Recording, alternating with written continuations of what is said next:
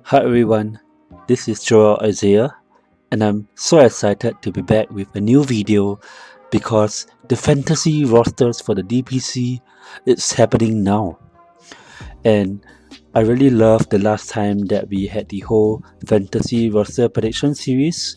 I enjoyed analyzing the teams, making the predictions, and helping you and myself to get the top 90% for the predictions. Even though this has been a busy period, I'm really excited to come back to make some prediction videos for the DPC Fantasy. And the reason that I wanted to do this is because some of you encouraged me to do it. And I'm so excited to be back. So without further ado, let me just start off today's fantasy prediction video by talking about regions. So in this fantasy prediction video, we will not be talking about the exact lineup that you have to put, because this DPC fantasy roster is a bit different where there are 6 regions and you can make your own predictions in each region. China, South America, Southeast Asia, and how it works with this 6 region, as you can see in the details, is that even if you make your own fantasy roster in multiple regions, the highest score that you have in a particular region will be the points that count to your placement. What this means is that let's say in 1 week your predictions in Southeast Asia is top 10%, but China is 50%, then you will get top 10%, and that was based on your Southeast Asia. And in the following week, if it's a different region, then you will get the top 10% based on the other region. And so what all this comes down to is that when you are starting off with your fantasy roster, I believe that it's quite important that you decide on 1 or 2 regions to play your fantasy in. And that's because of the player cards. When it comes to player cards, we are given 10 packs at the beginning. And with 10 packs, that is not a lot. When you open all 10 packs, which gives you 50 cards, it likely will not even complete 90% of one region. You may at most get 70% of a particular region, but even 70% of a particular region is not a lot. As such, as we do not have many player cards, it matters to only open the player cards for 1 or 2 regions unless you are buying more player cards. And why do you need to have many player cards for a particular region? That is because you cannot guarantee what card you will get, whether you will get the card of a player that you want to bet, and whether that card will be a silver or gold card, which tends to always be better. As such, I repeat again, when you are crafting for a region, you want to craft only for 1 or 2 regions. Ideally 1 region if you are very confident on the region that you want to play the fantasy on. Now, let me elaborate on how you decide on which region to craft your cards for. Before going into the region that you should craft your cards for, let me recap on some general strategies when it comes to your fantasy roster. In a typical fantasy roster, you want to pick players from the team that will play more series. So in Southeast Asia, let's say T1 will play 2 series that week. Then you may want to pick players from T1. Second, you want to pick players from team that will win their matches, because that will mean that they are likely the ones that are able to get more kills, kill more towers, get the Roshan, and etc. Also, third, you want to choose players from teams that will likely play longer matches, because when the match go long, that results in more kills, more observer ward planted, more camp stacks, and generally higher fantasy points. Fourth, usually when it comes to the core role, you want to choose carries almost 100% always to the off lane, because the carries are the ones that take the farm and kills and towers, where the off lane tends to be more sacrificial. For the supports, you almost always choose hard support, but it depends a bit more for support. Sometimes you can choose a soft support. This is because for supports, the top scoring factors are stuns, team fight, but most of all, wards planted and camp stack. Sometimes the soft support may even score higher because of their team fight participation, stuns, and sometimes the soft support may also stack and plant a lot of wards. But in general, hard support score more. The other strategy that I will mention, the last one, is to choose notable scoring players. Notable scoring players are, for example, Dubu from Undying, who is the hard support. The reason that Dubu is a notable player, especially as we've seen in the previous year, is that Dubu is a player who plants a lot of wards and stacks a lot of camps. Even in games that do not go well, he may continue to do that, and he has a track record of a good fantasy point. If you choose such a notable player, and especially if that notable player is in a team that usually wins, then all the more likely you will not lose out on fantasy points. Okay, so to recap, players from teams that play more series, who likely win their matches, who likely play longer games, choose the carry and hard supports in the mid, and choose the notable scoring players. Keep these things in mind, and now I will talk about deciding on which region to craft player cards for. So, how do you decide which of the 6 regions to craft your player cards for? Let me first talk about the most important factor that I think one of the most important factor to decide is whether or not you have a general understanding of that region. Do you know which players are notable in that region? Do you know which teams will likely win against most other teams? Do you know how do the teams generally play? Whether they usually play longer games, shorter games, what kind of heroes will they pick? Do you know about the players? Do you know if they generally have a consistent performance such that they usually always plant wards, or they always stack, or they always get many kills, or they always take many runes?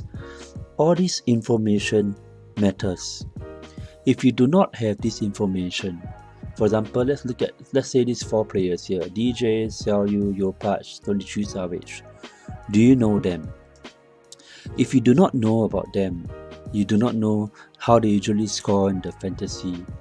You do not know whether they pick heroes that usually participate in fight, whether the support usually wards, whether that team usually win, whether the team usually has a long game, then that means that you will be at a severe disadvantage. This is because no matter which region you decide in the end, your goal is to be in the top 90%.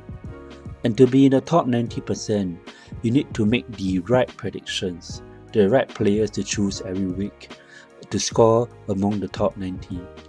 And if you do not know much about the players and teams in the region, then you will likely not get the top 90%.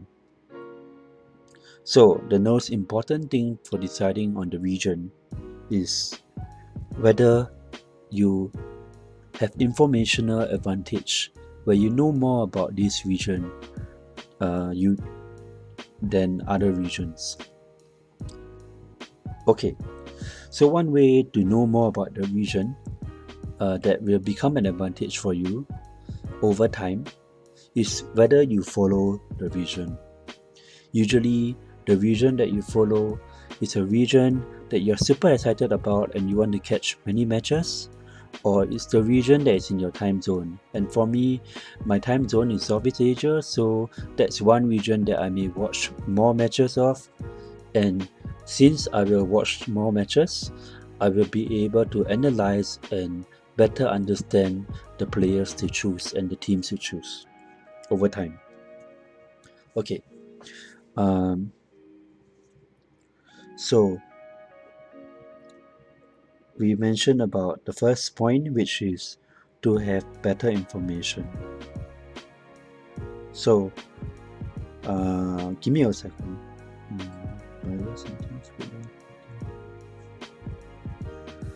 When we talk about the information advantage, what exactly is that? Is it just knowing random facts about players and teams? No. I think that the most important information that you need to know that will probably help you to score better is that you have a good understanding of who the notable players are for fantasy roster. For example, Sumil was a notable player for the fantasy roster for always scoring high, and OG okay, this is a okay, notable players is one, right? And notable, and you know not only that they are notable, but you know that they are in a team that will likely win. And it will be even better if the player is not only notable but likely win, but that you know that they tend to play games that will go to long games. Because as mentioned earlier, longer games result in higher fantasy points. So if your information that you know is that you know players to craft your roster, that they will likely win, play long games, and always do well in fantasy, then there is a high chance that you will not score badly but may already be the 90%. Okay, one last point to note. The very last point to note is that you need to choose, you need to have a general all-star fantasy roster. What I mean is that this 30th November, 7th December, and the subsequent weeks, for all 6 weeks, are you able to identify 5 players, 2 cores, 1 mid, 2 supports, that you do not mind locking it in for all 6 weeks, and you think that they will do relatively well? This means that you need to be able to identify 5 notable players from that region that you have confidence in to perform consistently well, to likely win their games, and to likely have long games. If you can do that, if you can identify 5 players, 2 cores, 1 mid, 2 supports, that perform consistent, win matches, and have long games, then it is hard for you not to be among the top 25 or top 10%. The only scenario that you will not do well is if there are upsets, like the way that nobody thought Team Spirit would win TI, but they did. But in general, upsets are harder to predict. So let's just say that if you really have the information on the notable players and the team that they will likely win and they play longer games, then it's hard for you not to do well, even if you put the same 5 players across all 6 weeks.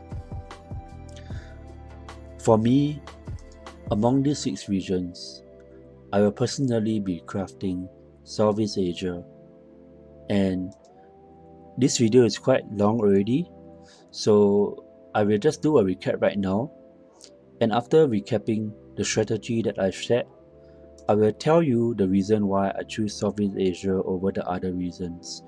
If you are still interested to listen, you can watch on. To recap, general strategy for choosing the region. First layer, you must have information advantage of that region. you know about this region, its players and teams better than other regions. Second, what is that information that you need to know? You need to know the notable players, you need to know the teams that will likely win, you need to know characteristics about the team, such as whether they play long games or short games. Okay, and third, you need to have an all-star fantasy roster where you can select 5 players in that region, 2 cores, 1 mid, 2 supports, that you do not mind choosing to lock for all 6 weeks. If you have this information, then more likely than not, you can just craft all your fantasy player cards for that region. But if you are afraid that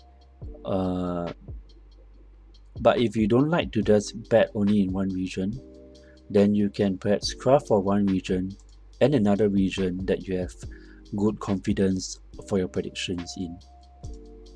Okay, now let me take you through why I choose Southeast Asia over the other regions.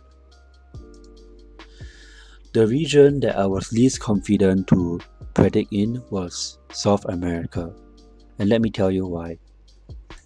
In South America, Beast Coast and Thunder Predator, who previously is no ping, dominated this region. Another new team, Lava, is the old Thunder Predator, did quite well as well. And the new no ping has players from SG Esports. But in general, Beast Coast and Thunder Predator are the ones who will probably continue to dominate. But one thing that I note about the South America region is that their games seem to be quite short. And not only are their games quite short, but even though Beast Coast and the new Thunder Predator dominated in the previous year, it is not exactly clear who will continue to dominate and whether a new team will rise up. As I do not know much about this region and their games are short, I find it harder to rely on betting in this region to score the top 90%. Now, the fifth in my list is Eastern Europe, where Team Spirit is. Why is Eastern Europe fifth in my list? That's because in Eastern Europe, Virtus.pro was the team that dominated. Navi used to dominate, but it started to fail out of dominance. And now, Team Spirit that won TI and still have the same roster will likely dominate. However, both Virtus.pro and Team Spirit, who are probably the strongest teams, tend to play short games. And what that means is that even if Team Spirit wins every game and every series, their games will probably not be long. And if I put Team Spirit players as part of my fantasy roster for all 6 weeks, I can get a fairly decent points if they win every game. But that may not necessarily give me top 90%. That's because Team Spirit games may end up becoming very short, and if they are very short, then another team that tends to not give up and play longer games may have the players that score the higher fantasy point. As Team Spirit is too predictable, has shorter games, and many people will bet Team Spirit in this region, I'm not confident with my current strategy to just put Team Spirit players and expect to get 90% for this region. Next is China. To summarize, I just think that aside from PSG LGD, IG with a one player change, as well as the other teams in China, it is hard to know who will win and who will dominate. In fact, none of the teams may dominate the region, perhaps not even PSG LGD. Because in the past year, in each DPC season, there was no clear team that dominated against the other team. LGD did not exactly dominate in their own region, but only dominated in the major and somewhat in TI. And even if LGD wins against every other team in this DPC season, it may not necessarily get you to the top 90% if you just put LGD players, because LGD, although Ame is a greedier core, LGD is in general not a team that drags the game to a long game to me. They can end many games in 20 to 30 minutes, and so they may not necessarily be the top fantasy scorers. It's not reliable to just put LGD players and expect to get top 90. I'm not that confident in predicting for China. Now for Europe. For Western Europe, this is possibly even the worst region for fantasy roster to me. Nico Baby, Matumberman in Liquid, Zai in Liquid, Miracle and Enigma, Sumir in Secret. This region is so bloody stacked. Tundra and OG are also two other teams to look out for. You can argue that almost every team in this region is to be watched for, and they have players that are notable. To me, I do not know how OG will do. I do not know how Liquid will do. I do not know how Enigma will do. And I think Tundra is excited to watch for, but even Tundra, I do not know how they will do. And so, it's such a stacked region. And when the region is so exciting, the games may go back and forth and last longer. But even when the games are longer, it does not help if you do not know which team will dominate. If you do not know which team will dominate, then it's hard to meet all three factors. You may know some notable players, but you do not know which ones will win, and you do not know which ones will go long games. And so, with the lack of information, I really do not know how to be the top 90% for Western Europe until we wait and see. So it's more of a wild card.